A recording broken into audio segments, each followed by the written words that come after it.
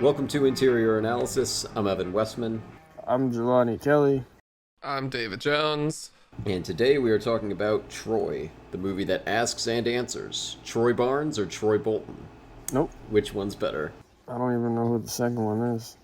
Let it burn. Let Troy burn. You know who Troy Bolton is? What, you liar? High School Musical? Is he the main character? Yeah, he's the Yeah, Zac he's Efron. Zac Efron. I mean, I know which of those two I would pick in a heartbeat, but I Never think... seen High School Musical. You've never seen High School Musical? I've Well, seen- That's our next three. Oh no! No, I cannot watch that baseball scene again. It's torturous. Don't they take 3 movies to kiss? No. Do they kiss in the second one? Yeah. And you know He's what? in the first one too. I don't care. I don't. You shouldn't. It's all about Sharpay. Oh, Ashley Tisdale's character. Yep. Okay. I mean, I think we all know that Troy Barnes from Community is better than Troy Bolton. Pause for all of the Troy Bolton stands to yell at us. Sorry for that tangent, but we're actually talking about the movie about the Trojan War. Not the Netflix documentary that's 8 episodes long.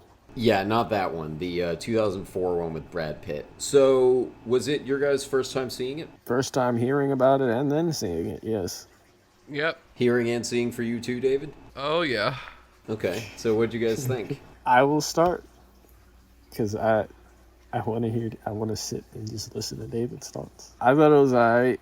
Eric Banner was Bruce Banner in Ang Lee's Hulk movie in like 2003. Never liked that movie. Agamemnon was Colonel Stryker in X2 X-Men United. So that's a fun superhero connection because, you know, I always got to bring up the soups. Now, I don't remember if this was based on something that happened in history or it's just a Greek myth because I remember an immortal Achilles that had the weakness in his heels because of the way his mother dipped him. I'm guessing that's this story, but the way they showed it made it seem more grounded in reality than what I remember the original myth being. So is this based on a true story, or what's good with that? I don't know. Wow. This movie, it came and it went, and it took a while in between, and I suffered. And I would say when I read your note and you said it was David Benioff, it all started to make sense. And I was like, oh, yeah, this feels... Because just a Game of Thrones tangent. If anyone has seen the show, there's like the really infamous never aired pilot that they made like 9 months before they filmed the pilot that we've all seen. And there's some like photos from it, but nothing really in footage. And that it looks awful. Like HBO pulled it. They fired so many people from the cast. The costumes look terrible. And I was just looking at it and I was like, this kind of looks like the pictures that I saw and some of the outfits, especially the people from Troy. Their costumes were interesting. I liked Brian Cox because of Succession and his McDonald's commercials. He makes a quarter pounder look really good, even though they're trash. I kept waiting for him to swear like Logan Roy. Me too. I kept Especially filling at the in. end, I thought it was going to happen. When he was like, let Troy burn. I was like, all right. Achilles is as likely to fucking stab me as speak to me. He's Yeah, Agamemnon. oh my god, all the times he would just get pissed at Achilles. Yeah, all of that. I think the big thing, and we're going to get into it, it's one of your kind of questions that, for me at least, hindered my enjoyment of the film. There is a lot going on, and I didn't really know who to follow, what to follow, how to feel. And when the big epic, like, 3-hour long act 3 moments came and Paris shoots the arrow through Achilles' heel, I can so like imagine the 2004 theater like in a dark room, them gasping and be like, oh my god, it is heel, Achilles' heel. But I don't know, watching it alone, Netflix 2022, it read comical. It did not hit for me. And I was just like, oh no, no. And then the movie ended. I feel like now it does read. I don't know if it didn't used to read like this, but it does feel a little bit like the Leo Once Upon a Time in Hollywood meme moment, where it's like, oh, it's the thing. It's Achilles' heel. Where he's pointing at the screen. Yeah. Yeah. Yeah. That armor really did look cheap. Like, that looked like it was made of plastic on both sides. It was like, what is that really protecting? Like, light surface level cuts? Because Everybody got pretty easily stabbed in this movie. Yeah, it seems like sometimes it does work, and then other times, like, head-on stabs. I don't know if they were trying to be consistent about it. There did seem to be some times where it was effective, and others where it was just like, oh, I guess no. I guess that was too good of a stab. It requires finesse and technique. So this was probably my fourth or fifth time watching this, I think. My brother hyped this up for me initially because I think he watched it in school, like his freshman year of high school. So then he told me about it, and I think a couple years later, I think I was probably like 15 when I first saw it, and I think it was in like my top 20 at the time. I really loved it. Oh boy. Yeah, now less into it now. I think it was like one of the first R-rated movies I saw too, so, and like definitely one of the most at the time. Like it was one of the first things I had seen that like had a more complicated theme where like it didn't really come out where like there wasn't clear good guys and bad guys. So I think that was why I was so into it initially. And I still think that's one of its strengths, but it's less novel to me now. Rewatching it now, like, I know in later viewings I was less into it, and I kind of felt like I want to like Eric Bana. I feel like he drags this movie down a bit because I do like Hector as a character, but I feel like he gives like a really wooden performance as him. Man, you wouldn't like his Bruce Banner then either. Yeah, I've heard he's not great in that role. From watching this, yeah, like it seems like he's just pretty and not that much of an actor. His intense stare scares me. He has decent intensity. He just, I don't know, something about his line readings just, they really don't work for me. I'm also not huge on Orlando Bloom in a lot of cases, but I feel like he's weirdly well cast here. I could not stand Paris. But I feel like that's kind of why Orlando Bloom works, because like he's kind of good at playing like a little bit whiny and stuff. I don't know if he's trying to. I thought I recognized his face, and I was like, oh, pirates, that makes sense. Mm-hmm. On the other hand, I love Sean Bean as Odysseus. I was surprised he didn't get beheaded. Mm-hmm. Well, that's because, I don't know, do you know anything about the Odyssey? He has a lot more to go through. Is this before the Odyssey starts? Yeah, because the Odyssey starts right after the Trojan War ends, and it's like his 10 years trying to get home. I was really familiar with the Odyssey because I had like an audiobook of like a abridged version of it as a kid. I read it 9th grade. I loved it. Mm-hmm. I always wanted, after seeing this, I really wanted a Sean Bean Odyssey movie, but I don't know if you can really set that in the same universe as this, because that story has so many gods and monsters involved. I was going to say, there's no way they could set this in the same thing, yeah. Yeah. I wouldn't mind if they just said, fuck it, and monsters and gods exist now, but it's still Sean Bean. Like, I wouldn't care. Scylla and Charybdis. What is it? I'm just naming some of the monsters I remember. Cyclops.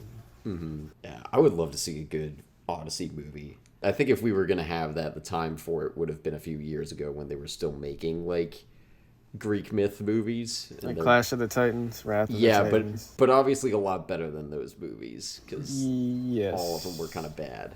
I don't even remember the second one. I watched the first one a couple of times. I really don't remember Wrath of the Titans in the slightest. Yeah, I haven't seen the first one since the theater, and then I never bothered with the second. Oddly, I also feel like the Greek myth movies, like an Odyssey, maybe it's been made, I don't know, but could have worked back when they were doing it. I don't remember the time period, but it was around the time they were doing stuff like the original Clash of the Titans, Jason and the Argonauts, I think. Oh, was yeah, another. from the 80s. 80s, okay, with the claymation monsters. Mm-hmm. I feel like that would have been a good time to do it as well. Well, there is, I watched, I think it's from significantly later, I want to say like 97. There is a really long Odyssey movie with like, I think it might be like Jim Henson Muppets. The monsters in it look awful. They're like nightmare fuel bad CGI and puppets. Oh. But I watched that because I also had to read the Odyssey in high school, and we watched that version of it. But it's pretty bad. I think Armando Santi is the guy who plays him. I have no idea what else he's in. We need a better one than that. even if they don't keep it continuous with this, just bring in Sean Bean because he's good. And he doesn't. He's not. If they follow the Odyssey story, he's not supposed to die at the end. Yeah, yeah. So Or maybe cast him as someone who does die then. all Trying right, to think Evan. who dies in that story who would be good for him to play. I really just remember the monsters more than anything. I remember him being a badass, pretty much. A smart badass. Do we want to get into, because we're kind of already talking about it, the topic of adapting a myth? Sure. How do you guys feel about the decision to leave the gods out of this movie completely? The way I've heard the like Greek gods involvement version of this story is Paris is approached by three goddesses, Hera, Aphrodite, and Athena, and they like all try to bribe him to, I think he has to choose which of them is the most beautiful, and he gets bribed by all of them with like power. I think Hera bribes him with power. Athena offers him like the power to like never lose a battle or something, and Aphrodite offers him Helen, who even in that version is still married to Menelaus. So he chooses Helen, and that starts the whole thing. And then like the gods get involved on different sides and stuff.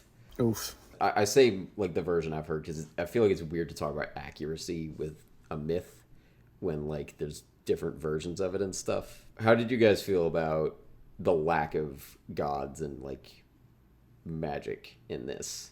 I mean, in like the world they set up, I think it would be very strange if the gods existed. Like, if Aphrodite was just like bopping around Troy and she was just like, "What's good, Paris?" Like, I think I would be like, "This is a bit out of nowhere."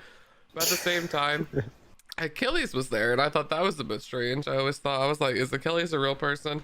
I just got very confused. It made me feel like I should have paid more attention in history or read more. I don't know. It was just all very confusing. The Greeks, confusing. They had sex with each other, so incest. And I just didn't. I don't know. I don't know if it would have added anything for me. I think what would have added something for me is if Paris died in the first act. That would have been good. That was one of a few deviations, again, from the myth that I've heard, is Paris does not survive. Menelaus does. He eventually does bring Helen back to Sparta with him. And I think Agamemnon's supposed to survive, too. So I'm not really sure why they changed that out. Like, I do kind of... I get, like, what the function of that duel between them is, but I'm pretty sure there's no version of the myth that has that. Jelani, what did you think of the lack of gods? I wanted gods.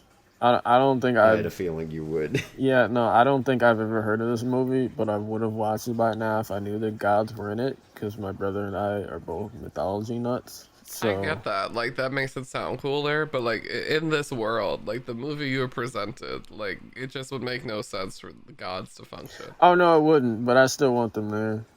That's just me. I would also have liked gods and Chicken Little. I think that would have added a lot, but here we are. Well, if they added anything to Chicken Little, just like good animation for one like that. Yeah, there were a lot of other things that needed to be added first. No, I would have taken it all just with gods. All the musical numbers with gods. Isn't that just Hercules? Pretty much. No, that's a lot better. That's like so much more elevated. I've never seen Disney's Hercules. Anyway, nah, they should have thrown like Kratos in here or something. Oh wow. Yeah, he would have torn up both sides and then blamed Yeah, Zeus. that would have been like, fuck the horse. The world just opens. Yeah. I know Apollo is. I think he's supposed to be a big player in it because I think the whole thing with Paris shooting Achilles' heel is he in the version of it where the Greek gods are involved is like Apollo guiding his arrow. And there's also the whole thing where Achilles is supposed to be invulnerable except for his heel. Yeah. Yeah. And they signal like right away in this that like I think the kid who like wakes him up says like they say you like can't even be touched by any sword or anything. And he says, well, okay, why am I bothering with the shield?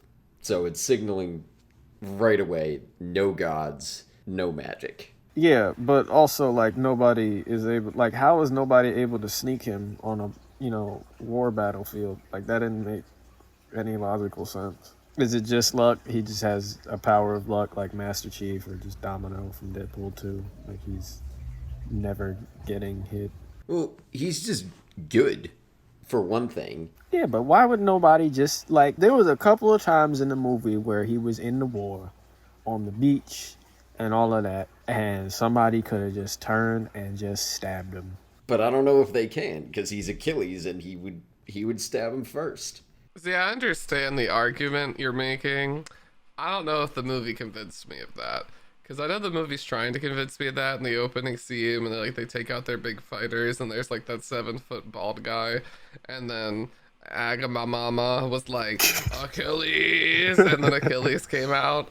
And then Achilles just did like an alley-oop jump stab to the neck. So you're supposed to think like, wow, this guy can take down anyone. But it just, I still didn't, I felt like, okay, it's 2004. Yeah, the action choreography didn't sell it as well as it could, I think. There's a few moments where, like, I'm like, oh, yeah, okay, Achilles he's got some skills. But, you know, it's not like, I think we've seen better. The quick cut action wasn't as bad as I remembered, but there's still, you know, it's 2004, which is pretty much peak quick cut action time. Also, again, like David said, I understand the point you're trying to make, Evan, but like they also could have just shot him when he showed up alone to face Hector, where he was outside screaming Hector's name for 10 minutes. That's true.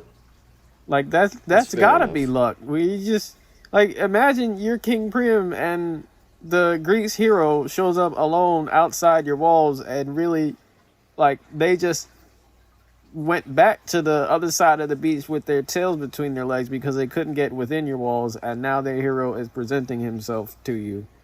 Nah, shoot his ass. I mean, maybe they are not shooting him on a matter of principle or something. Like, he legit said goodbye to his son, and everybody watched as Hector 1v1'd him when they could have easily avoided it. Like, come on, bruh. I have a similar complaint with Benioff in the last season of Game of Thrones. He does that with another character, and their confrontation is the exact same way, where like one enemy force brings their entire thing to another enemy's walls where they can easily just be taken down, and they're like standing still, not moving, and the enemy, which is very out of character, just decides to let them go. Wow. And it's like, what? I was about to start watching it before I started watching all those other movies I mentioned before we started recording. So I may be starting that this week. I think this is also like, because I didn't know that David Benioff, I didn't know it was the same creator until I think definitely after I started Game of Thrones, maybe not even until after it finished. And now I can like really see the similarities. I didn't notice the comparison until like I actually found out. So I hope this hasn't put you off from Game of Thrones. No. So I've mentioned this for the version of the myth that I've heard. How close does this match with the versions either of you have heard of the Trojan War? Pretty close. I haven't, from what I remember, I don't know a lot. I remember Sparta gave them a gift. It was a wooden horse. The people of Troy liked it. They brought it in. They were fools. They were people in the horse. They then came, unlocked the gates, and the rest of the Spartan army came in and just took out the city. And that happened, so it was pretty hype. Yeah, I thought it was kind of close, except I remember there being more, not only gods, but like creatures in it. I remember there being giants, I think. I remember the myth being more fantastical. And seeing this version made me think, again, that there's actual history and a battle like this that happened IRL at some point, really, actually. Whose side are the creatures on? I've never heard. I don't remember that. I thought both sides, I thought they were giants in the battle. I may be confusing this for another myth battle that happened. I remember like a David and Goliath-esque story in Greek mythology, and I forget their names. But that was probably a different battle. I mean, one other inaccuracy, well, again, it's a myth, but I feel like every version that I've heard says that it was a really long war that took 10 full years. And I don't know how you can, like, I think the summary of this on, like, Netflix or IMDb says, like, oh, a 10-year war. There's no way this is more than, like, 5 months start to end. I thought it was like a week. Hector has a newborn at the beginning who's still pretty much just a newborn at the end when his wife was escaping. Like, they didn't even try convincing us that this is 10 years. I thought like 2 to 3 weeks, a month max. Yeah. Definitely no more than a season. Yeah. Yeah. Was Briseis in the original? I don't remember ever seeing that name. I've never heard of her in any mythic versions either. Maybe she was just added for Achilles to have a reason to go into Troy and get alone while searching for her, so Paris could shoot him in the, Oh my god, probably. Maybe, because I think he's It was supposed so to die convoluted. before they sack Troy in, like, the... Wait, he's supposed to die in the war. Like, Paris Yeah. still shoots him, but it's like while everybody else is fighting too. Yeah. Like, it's while the battle is still pretty even.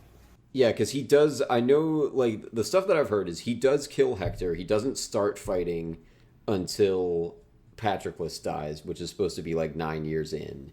And then, yeah, Paris kills him. But I think that's well before the sacking of Troy. So, obviously, there were a lot of liberties taken. Why didn't Paris stop shooting after he heard? Because it's his cousin too, right? Briseis is his. Yeah. If she's Hector's cousin, I would guess he's. Yeah. And they're brothers. I would guess that. Yeah. Why doesn't he stop after she says stop? No, he puts a good 6 to 7 more arrows in your boy after she's pleading for him to stop shooting.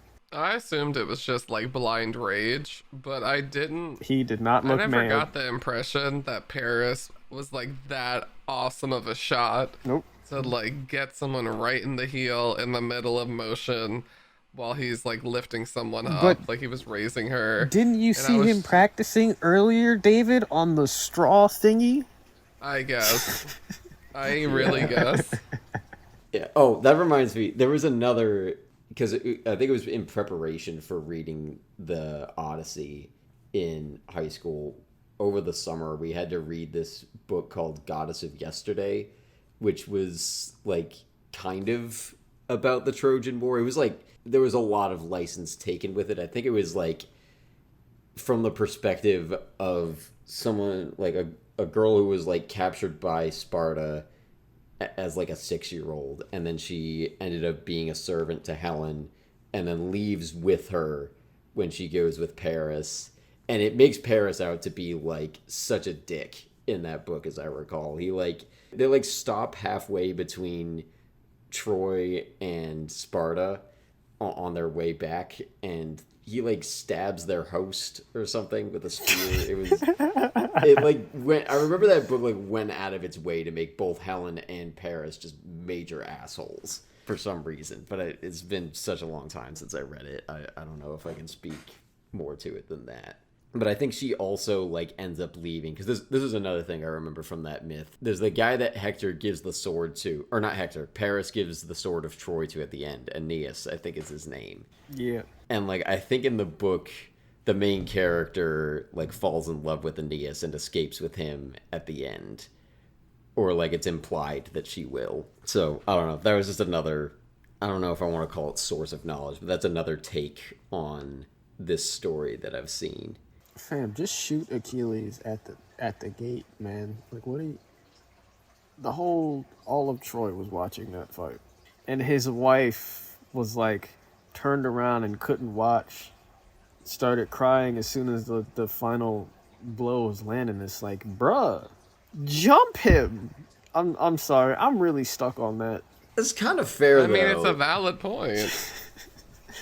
I 100% agree. And, like, in my opinion, it would elevate, like, the script at least to give us a reason why they would believe that Sparta would give them a gift to end the war to calm Poseidon. Like, at least then it's like, oh, they lost Achilles, so they feel like they have the upper hand. So then it's like, okay, that's why the dumb king brings the horse in. But instead we just get Paris and his angst going, Bennett! And then we get a cut and they're pulling the horse in. And it's just like, all right. Hector! Now we get to just burn the place down, because that's just what has to happen for the rest of the movie. And now we have to kill Achilles because it's Achilles' film, and this film has a confused POV, and then it's gonna end. Hector! I'm gonna defend the POV, but the other stuff, I think maybe that's kind of the detriment of not having the Greek gods, because I think that does solve some, like, if you have invulnerable Achilles, then shooting him with an arrow doesn't work. But obviously that's not the case in this version. So yeah, they're really... I hadn't really considered that. Well, I guess I was just more on board with it. But yeah, there's no reason the Trojan archers aren't just shanking Achilles. Maybe they... I don't remember how his powers worked in the original, but maybe he became vulnerable once he was shot in the... No, because I remember him getting shot in the heel in the myth, and he died from that. Right, because I think most of my knowledge from this is Percy Jackson, because he does the same thing that Achilles does in one of those books. Okay, the books. I was like, oh no. And then you said the books. I was like, oh, okay, the books. The books. Yeah, they don't get to that in the movies. If I remember, the way that works is if you get stabbed, like if anything gets through to your one spot, then that's it. If anyone tries to hit you anywhere else, it doesn't work. Yeah. It would make more sense in some ways to do it with the mythical stuff. I still think there's benefits from keeping the gods out of it, but it does have a harder time getting where it needs to with some of that. The Hector-Achilles fight comes off so much more as a grudge match. And now that I'm thinking of it, is kind of inconsistent. Like, in a way, I guess Hector is, like, defending his honor and whatever, but, like, there should be more people protesting, because, like, as soon as Achilles shows up, the entire, like, mood, like, everyone on the Trojan side is like, oh man, Hector's fucked. Like, nobody expects him to make it out of this fight. So, like, it would kind of make sense for Paris to go, like, try and shoot Achilles or something right then. Just tell me, the last thing you want to tell me. That's why I feel like the POV is confused, because, like, the POV is very Achilles driven. Like, you're supposed to feel, like, all this hype for Achilles, but, like, when you, like you're saying, when you actually look at the world they've built, it is then a fucked up POV. It's like, what? It's just inconsistent. It's confused. And I think they drag out his death for that reason. Paris really should have died against that fight with Menelaus. Yeah. I don't know which way to say it. I already disliked him for his horniness in the beginning of the movie and, like, starting the war. When he locks the door. What? Paris, when he comes to that girl, when he comes to Helena, and he just locks the door. No. Well, yeah. Well, all of that. Everything that led up to the war to begin with. Like, I don't like him. I didn't like him. And then you get to that fight, and it's just like, oh boy, Menelaus, he should stab him, and he almost does, and then Hector comes in, and it's like, yo, he was just groveling at his brother's feet, and this is the guy that kills Achilles? What the fuck? I don't remember that being in the myth. Yeah, well, like I said, that fight, I think, is completely fabricated for this movie. Like, I don't think there's any basis of that ever happening. Yeah, there's a lot of one-on-ones in this that shouldn't be. Well, I know that Hector and Achilles are supposed to have a 1v1. Like, that happens in the myth, I'm pretty sure. I'm not sure if Hector is the one who kills Patroclus, like, canonically, quote-unquote. I know Patroclus does use Achilles' armor, and people think it's him, but I'm not sure who it is that kills him. I like the decision to, like, I think it tracks within this movie's logic to have Hector kill him, but I don't know if that was, like, I mean, apparently David Benioff didn't really care about being loyal to, like, the story as it's usually told, so I guess clearly there's some things he liked and some that he didn't. I don't dislike all of his choices, I just don't understand some of them. Like, I don't really get why he so badly needed to kill Menelaus. Like, I get that he doesn't have, like, Menelaus doesn't have a ton to do. I'm sorry, I keep switching up how I pronounce it. I don't know how to, I forget it. None of us know. Yeah. Well, as many times as I said it, I don't remember, man. I don't feel like he has a ton to do, but also, like, you're completely changing the way the war ends by having Paris, one, survive, and two, escape with Helen. Like, that's just a completely different, like, if that's the thing you're invested in, you get a completely different ending in this movie than the one that, like, is in the story that everyone knows. So, I don't know that, like, one ending is superior to the other, but, like, why did he care so badly that it ends like that. I don't get it. I don't either. One thing I will defend, if we're okay to move away from the myth topic, because David, you were talking about the point of view, and I'm going to defend the point of view a bit, because I think one thing this movie succeeds at, one of a couple things, but I think it succeeds a lot at using its identity, like, for what type of war it's showing, to, like, really do a good portrayal of both sides. Because, for one thing, I don't think this really has any bias towards one side or the other. I feel like it's giving you an equal amount of characters to root for and root against on both sides. Like with the POV thing, it puts you in both sides' point of view and, like, stays with them for a while. Like, I think between Paris and Hector leaving until they get to Troy, I think it stays with them the entire time. I could be wrong about that. And then I think it stays with the Greeks until they get to Troy, or with maybe, like, one scene in variation. But it splits its time pretty evenly there, and I think that gives us a better sense of, like, okay, there's not really a definitive good side in this. I really like that they do that, one, because I think it's just a more nuanced way to, like, look at war in stories, and also this is kind of a uniquely situated war to do that with, because I feel like almost any other historical war, there's still baggage of that in present day. Like, any war the US is involved in, like, you can't make a movie about that without being aware of, like, how we view those events in present day. And even if you go really, really far back to, like, some wars from thousands of years ago, a lot of those were based in, or, like, motivated by religions that still exist. So you kind of have to take that into consideration too. Like, I just watched, kind of in preparation for this, I watched Kingdom of Heaven, which is about the Crusades, and weirdly also stars Orlando Bloom and Brandon Gleeson, which is Paris and Menelaus in this movie. And I could kind of feel it still being like, okay, Christianity and Islam still exist, so we kind of have to be, and are, like, it was made in 2005, so you have, like, the largely Christian US at that time, like, invading the largely Muslim Iraq and Iran and all of that, like, with the post 9/11 war on terror.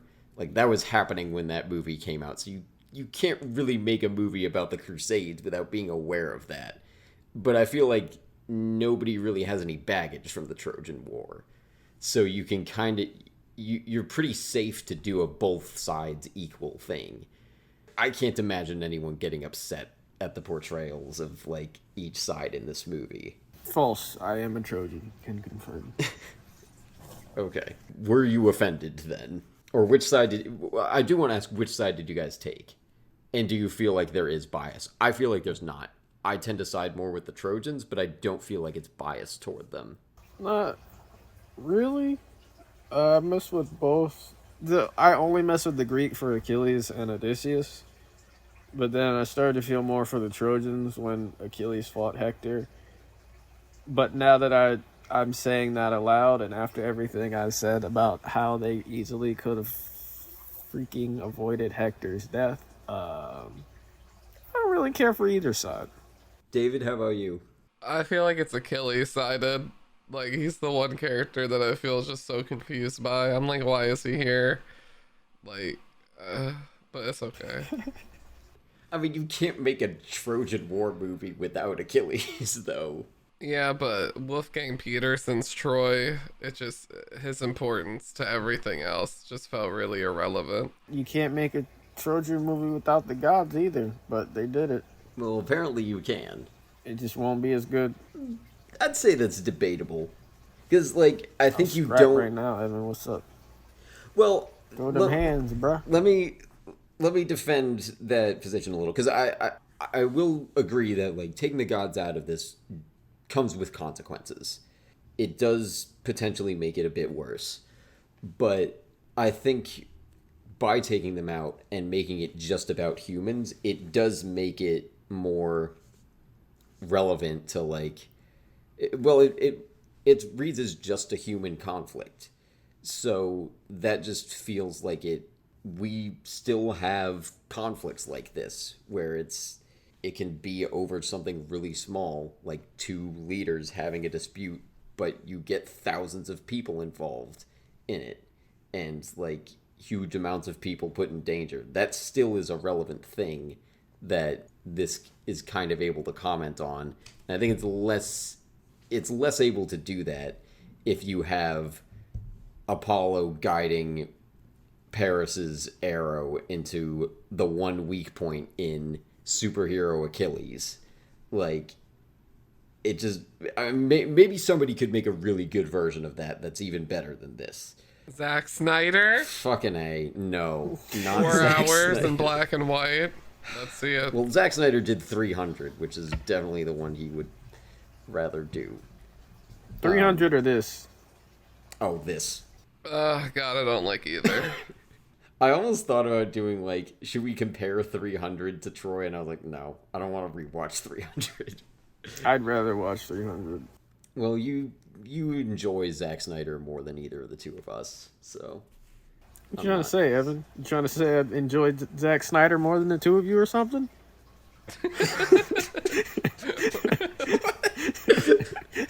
I mean, were you trying to hide that? Are you denying that you do? Are you offended by my suggestion that you do? I mean, 300 also had, like, I think they had some weird creatures in it, right? Yeah. All the Persians are, like, really weird. Plus, Xerxes should not have that deep of a voice. I don't think anybody should. It was freaky. And he was really tall.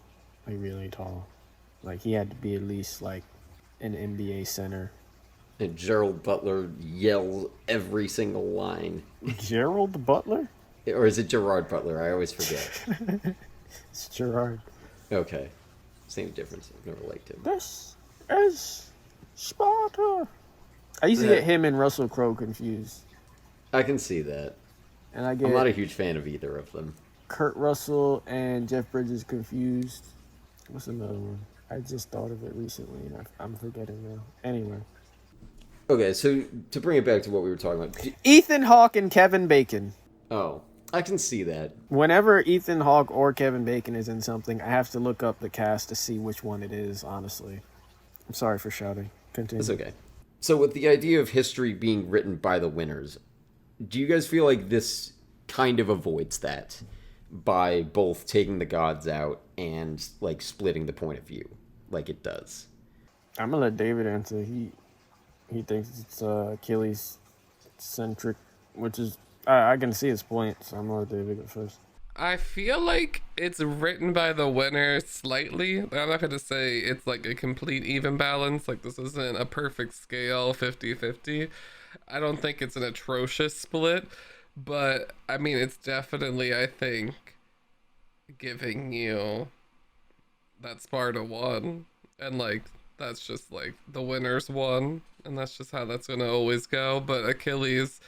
for whatever reason, I don't know if it's because of Brad Pitt's star power at the time. Probably. Whatever it was within the actual myth, but within the film Benioff wrote and Wolfgang Peterson made, Achilles to me felt so just like doing his own thing. And like that's kind of supposed to be his vibe. Like he's like, you know, wouldn't it be cool if a king fought his own battles, fat ass, what?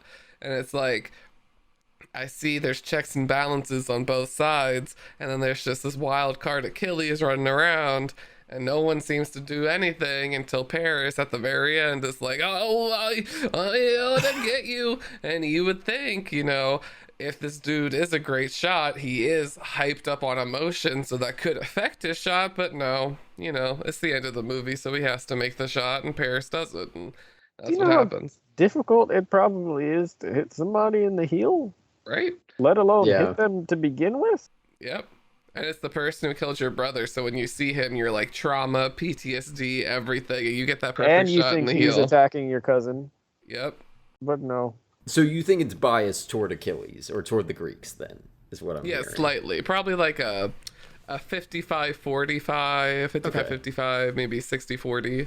I mean, I feel like that's about as even as you can ask for. Then That's what I say. It's not atrocious. It's nothing like we're not coming in, and it's definitely not 300 level with the Persians, where it's like Oh, you're God. supposed to Yeah. feel that Persians are just like weird, terrible people that are just not humans, that are creatures.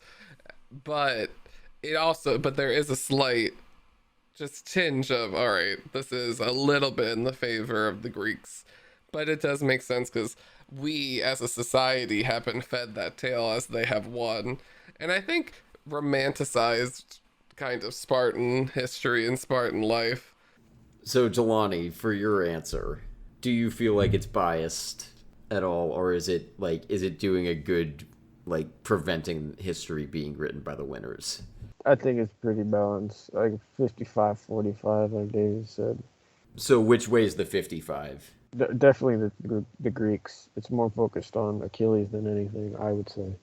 But that's also because it's being played by Brad Pitt at like, was this the height of his star power? It's Probably pretty close close. off it. Yeah, because you're coming off Fight Club 7, Mr. and Mrs. Smith. I think it was Yep. slightly after this. I want to say it was 05. So this was like right in his pocket. Yeah. Yeah, they definitely threw in a few extra Brad Pitt shirtless scenes. I'm surprised this was rated R with, like, this was really tame when it came to violence. Like, this could have easily been PG-13, but I guess not for back then. I think there's a little too much blood, but it is definitely on the tamer side of R. If that's all for the war movie topic, let's move on to the character web. So do you guys think there were too many characters in this? Nah. I think they focused on the right ones and think they only showed what they needed to, though I don't remember there being a Briseis in the original. So I don't really care for just, no offense to Rose Byrne, of course, but I didn't care for any scene she was in. David, too many characters? For me, I think it was a little bit too many. I don't want to change the myth because, cultures have been born and died over this and history has been taught, but I mean, wow, it was a lot to swallow. I think if they took out Hector, took out the character Treaty of Versailles, and just kind of kept it Achilles, the two kings, and Paris and Helena, I think I could have grooved with it a little more. So you would have preferred a more focused on just a few. Yeah, just completely, just like tighter, like almost like theater casting, or it's like you have to be as limited as possible. Okay, so given that, how do you guys feel like these characters are fleshed out enough, all things considered? Shockingly, I'm gonna say yes. I understood, at least on a basic level, where every character, except I will say for Rose Byrne's Treaty of Versailles character, I didn't understand why she was really who she was and what was going on, other than the fact that she was their cousin. But everybody else, I felt like in any given point, I understood their motivation and where they stood in the conflict of the story, and I could like maneuver and understand what was going on in the scene. So for a script and film where I thought that was too many characters, I do think that it's an accomplished feat that I can comprehend all of that. I was going to say they weren't, but it can't be helped, even in a 3-hour movie. Now make it 4 hours and about some kind of league for justice, and you have, you'll have the time to flesh them out. Even though Justice League doesn't do that. I didn't say Justice League. And a clown prince of crime. Now that would make the movie better. The Joker came out of the Trojan horse. You're too late, Batman! And then the Joker says it's Morbin time. And then he kills all of Troy. Now that David explained it, I kind of believe that a bit more, but there's just some... Like, Priam, why is he listening so hard to his advisors above everybody else, including his own sons? That's not explained. And then he's like, freaking out in the hall at the end. He's like, "Look at yourselves, you savages!" And he just gets stabbed in the back and dies. And Briseis, we've said enough about her already. Hector, Hector really was my least favorite. he was a prince. Don't take that away from him, David. He was a prince. I feel like Hector is maybe my favorite, but I also like I said, I don't like Eric Bana's performance, so I think he does sell him short. I think with a better actor, I would love Hector in this. As it is, I like his construction. Well, okay, maybe it's just that like I feel like I side with him the most. He's one of the few characters who's like actually taking his like ego out of the equation and is just like Nope, not trying for to his defend death Troy. scene. He wasn't. I'll give you that. But I think prior to that, and we kind of talked about how maybe they kind of forced that in. So I want to maybe give that a pass. But I think up to that point, like, he's defending Troy in all cases, except when it comes to Paris. He's got the one person he'll abandon his other values for. So if Eric Bana did a better job in the role, then you'd be on the Eric Bana wagon. Well, it wouldn't be the Eric Bana wagon because it would be somebody else. And the Bana wagon. I'm very much not on the Bana wagon.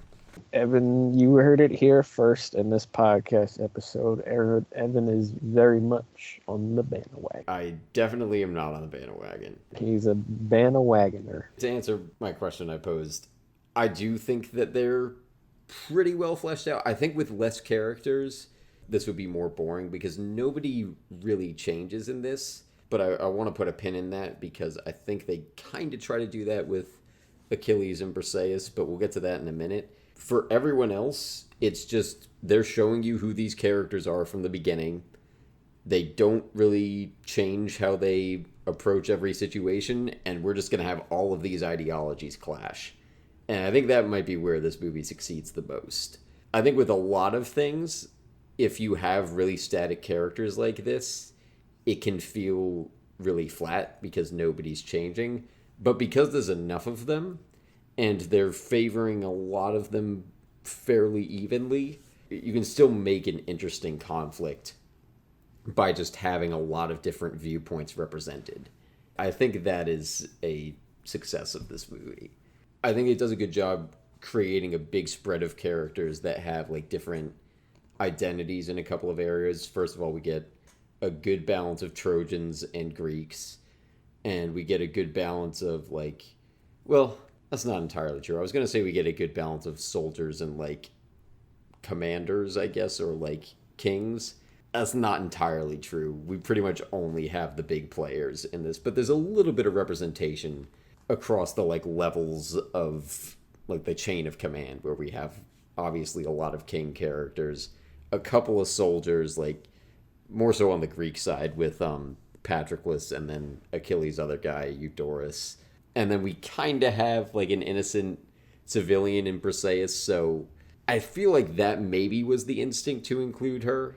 And there's also a good balance of like, you have a good spread of people's views on the gods and how much they need to be respected. I kind of like how they manage that. That also feels very Game of Thrones, where some people are very heavily invested in their devotion to one set of gods or the other, and then some characters just really don't give a shit. It kind of feels like in both this and Game of Thrones, David Benioff seems to be siding more with like the atheists of the group, like especially Achilles in this. I feel like that's somewhere that it favors him a lot. He's like, yeah, I desecrated your god's temple. What's he gonna do, huh? No character can really refute him on that. Troy does not have a dancing Tobey Maguire. But it has Sean Bean being cool. The fact that I watched something that I can say I have watched something that Sean Bean lists the beginning to end, just for that alone, it was worth it. And this is one of the best Sean Bean characters, I think. Odysseus is fucking Evan, badass. he has like in this 2 movie. scenes. He's so good though. I don't even remember seeing him fight. He doesn't. Him running he at the fights a end. little bit. He fights a bit in the big face-off in front of the walls. He is that used as a Achilles sits method. out. to convince Achilles to fight in 2 scenes. I don't remember him ever being badass. That's what makes him badass. He's the smartest guy in every room. Yeah, but then he also because then he also was like, Achilles was like, why do you fight for him? He was just like, to protect my own kingdom because I'm too scared. That's pretty much what he said. No, that's smart. Cowardice. He's a coward. Disagree so hard. And then in the Odyssey, then he gets his own character arc. I feel like Hector has enviable nobility. Odysseus has enviable intelligence in this movie. They're my 2 favorites. Don't confuse intelligence with cowardice, dear boy. I don't think I am. No, you are. David, can you break the tie on this? From what I saw of him, and I must agree with Jelani there, it was very little, but he seemed alright. Okay. Very middle ground of you, David. Thank you. I suppose that's a safe choice. Perhaps wise. Like Odysseus. Ha! I win.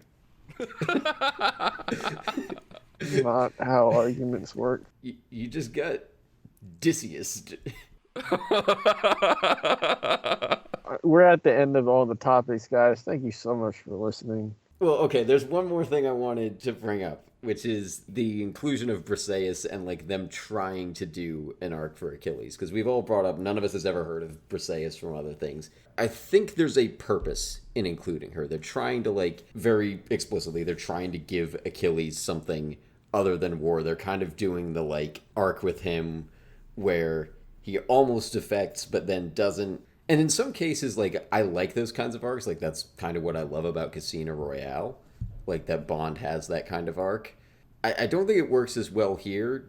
Do we think it would have been better to cut that out? I mean, for me, not to harp on that moment that we've all talked about, but I really think it just comes down to placement. Like, when he survived the whole ordeal with Hector and just being, like, at the behest of Troy's power and they don't do anything, for him to just die a couple of minutes later, it just feels really antiquated.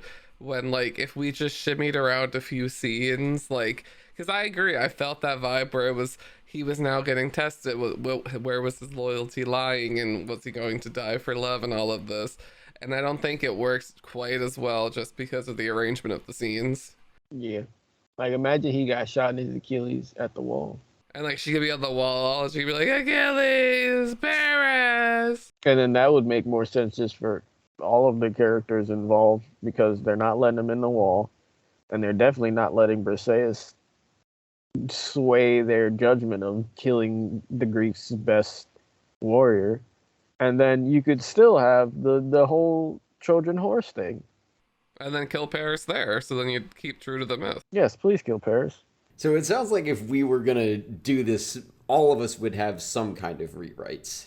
Do we want to run through real quick how we would each rewrite this? Kill Paris. Scene 1, kill Paris. Remove Briseis, have Achilles die at the wall. You have to have him kill Hector, though.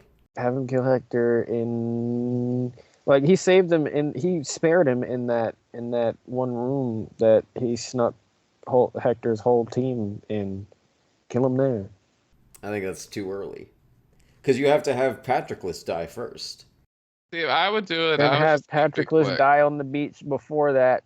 Mm-hmm. The movie could be shorter than it is. I would keep Patrick's death there, because he has to go meet with SpongeBob. But then what I would really change is, like, I would have that wall scene, have him kill Hector, and then, like, have some suspense build up where it's like, okay, clearly the sides have agreed to let this be a respectful duel, but Paris doesn't like this. Paris is going to protect his brother, so, like, let this kind of be like a ticking time bomb. So it's like, boom, we kill Hector. Ah, cool. Achilles, pow, into the heel. Oh my god, betrayal. Paris! And then they can, like, have this whole thing. He's the prince now. He's like, what? You're going against the family? Throw her in prison. Then have the whole resolution of, it's like, oh, you killed our greatest warrior. We love you, Troy. Take this horse. Oh my god. And then have that whole sequence. Have them break her out, and then have her kill Paris. And then I would end the film. David saved the movie. but I'd still rather watch Spider-Man because this movie doesn't have gods in it, and Spider-Man has Green Goblin. I think my heart died just a little bit right there. Just a little bit. Just I'm not imagine a piece of Evan's heart falling off. And I'm not so enamored with this movie that it hurts that much, but that's some low praise right there. or we can rebuild this city. Think of what we can create, Hector. You choose, Spider-Man. So another quick fix. Keep the entire film the same. Recast Achilles as Willem Dafoe. And then recast Helena as Danny DeVito. Keep the entire film the same. Those are the two changes. Just casting changes. Wait, who's Danny DeVito? Danny DeVito is Helena. Paris, my love, we gotta get out of the city of Troy. All right. My rewrite has more Odysseus. I don't know if I'm allowed to do this, but I recast Hector as somebody better. Like Ethan Hawke Bacon? Yeah, let's do Ethan Hawke as Hector. He'd be a good Hector. That's not who I said. Well, I'm not casting Kevin Bacon. I'd much prefer Ethan Hawke there. Especially that time, because that's like how far after before sunrise? Same year as Before Sunset. Yeah, that works. I think, yeah, Paris, I think I would just stick with some of the myth stuff that they keep. Like, I don't know if I want to get rid of the Hector or the Paris Menelaus duel, because I kind of like that. But definitely don't have Menelaus die there. You could still have the same beat and he just survives. The men allow us to do what? To Menelaus to be a little more faithful to the source. No, there was a pun with his name. Yes, I know. I was trying to follow it up. I don't know how you made it worse. I was hoping someone would bring up Beyonce Renaissance. Men ain't shit, right, ladies? I don't know that song. I don't know.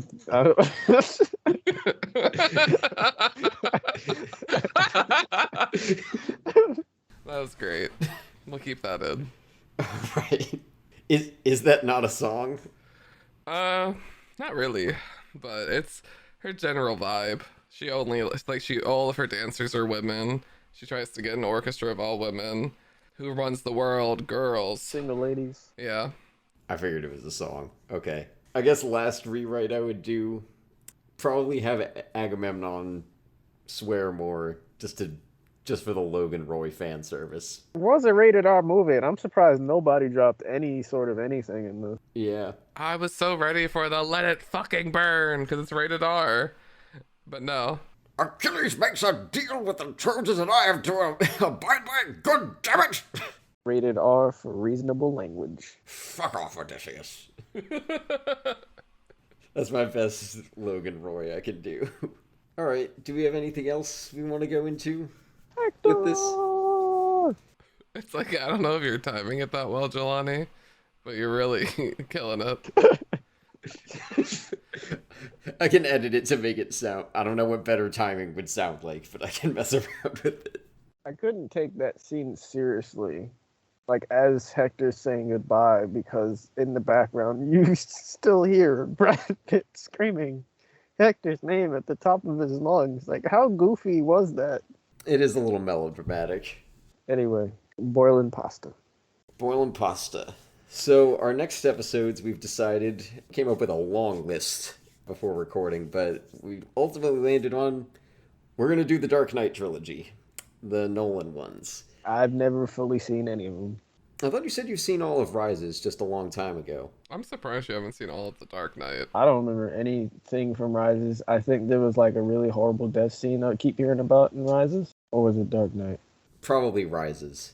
Okay. Is it Marion Cotillard's, spoiler, but Talia al Ghul, her death? Yeah. Yeah, I didn't remember that, but then when I rewatched it like a week ago, it's so bad. I've never But that seen one it. has Bane, so that's why I love it. Never. It's not comic accurate, Bane. I've never seen anything from Batman Begins. I've seen the least from Batman Begins. I think Scarecrow, is he? Robert Fisher, the dude that gets incepted. Yeah, that guy. I feel like I just saw him in something else recently. Quiet Place 2, maybe? Oh, yeah. He was... No, Lee Abbott is the main... That was John Krasinski. He was Emmett, I think. Yeah, I've never seen anything from Batman Begins. I don't even know what the scare. I don't. Does he wear? Don't tell me if he wears the mask. I hope he wears the mask at some point. Everyone wears the mask in those Okay. days. All right, Evan. God, The no. identity of the I hate that Triaman Bane so much. is a mystery. That's I'm not gonna be doing so many Bane impressions when we get to Bane. Rise. I'm pretty sure Bane is comically Hispanic. Yes. No, not comically. You know what I mean? Like Yeah, I canonically. in understand. the I understand. comics. Yeah, in the comics. Not He's Fun not as supposed to be funny comedically. because he's yeah. He's very Yeah, he's like a luchador. He's a wrestler, and then he gets juiced up. yeah. Like, and Tom Hardy was not that. He was a terrorist. I don't think Bane is a super terrorist in the comics. He did break Batman's back, but like I don't. He doesn't even get big. I remember, like he just has his arms out. Yeah, he's just like a big dude, but he's not like pumped with any of like the venom that's like making him gigantic. Right. I wonder how Reeves is gonna handle because they already hinted that Venom's already in his universe. I wonder how Reeves is gonna handle Bane. There's some really good villains they could do for that. But anyway, that's a whole nother topic. Batman next like 3 episodes, I think. So you came back Nope. to die Nope. with your city? You No, have to. I came back to stop you. Okay, so Well, he Willem can just do the Dafoe- whole movie. I know most of Bane's quotes by heart. So Willem Dafoe is Bane. What are we thinking? No, that's disgraceful. I was born in the darkness. I would take a Willem Dafoe Mad Hatter though. He would be a good Mad Hatter, or a Zaz. He would be a great Zaz. Yeah. All the cuts on him. I got a cut for every kill I've had in my life. Myself. He kind of sounds like the Emperor, doesn't he? Yeah. Well, yeah, similar voice. Norman's on sabbatical, honey. I love it. Peter, the Science Awards. That's terrific. This mix-up is throwing me for a loop. Anyway, Anyway. Boiler, we were so close. Long teaser to the to the next few There's episodes. going to be so many tangents. Oh, so much Bane. I'm excited for all of the Bane. And All we're right. each leading an episode for Yep. the Dark Knight Trilogy, so that'll be fun. Yeah, Jelani's leading Begins, David's leading The Dark Knight, and now I'm leading Rises. Oh boy, I really Oh, boy. Evan is not narrating in Bane for every note he has for that. Oh, I've already got some stuff ready. Oh, God damn it. I honestly won't be surprised if it starts way before Rises. Like Bane's No, gonna it come and will. begins. I promise you it will. We're not even talking. We haven't even started any of those episodes, and Evan has already began. I mean, I'm probably gonna be doing other impressions during the first 2 for stuff, but I'm probably gonna do the mostly Bane. In other news, you can check out our YouTube channel. We have our video on the Spider-Man and other videos up there. Our Patreon's $1 a month. Bonus episodes on there. We have merch on Zazzle. Our logo's by Kelsey Hendry. The show is on Twitter at INTAnalysis18. I'm on Twitter at ev_Wes. And where are both of you? I'm on Twitter at Jelani T. Kelly, though I'm considering deleting Twitter soon. It's just not good. Instagram at Jelani T. Kelly, YouTube, Base Phoenix. And I really hope I enjoy these Batman movies. I really hope I do. I do too. And I'm inside a wooden horse that Sparta gave Troy. Waiting for night to fall. Listening to Church Girl off the hit album Renaissance by Beyonce Knowles Carter. Am I right, ladies? Is that the new one? What's the new one? That is the new album, yeah. Okay, I gotta listen to that. I heard it was good. All right. Well, thank you guys for listening, and we will see you next time. Peace.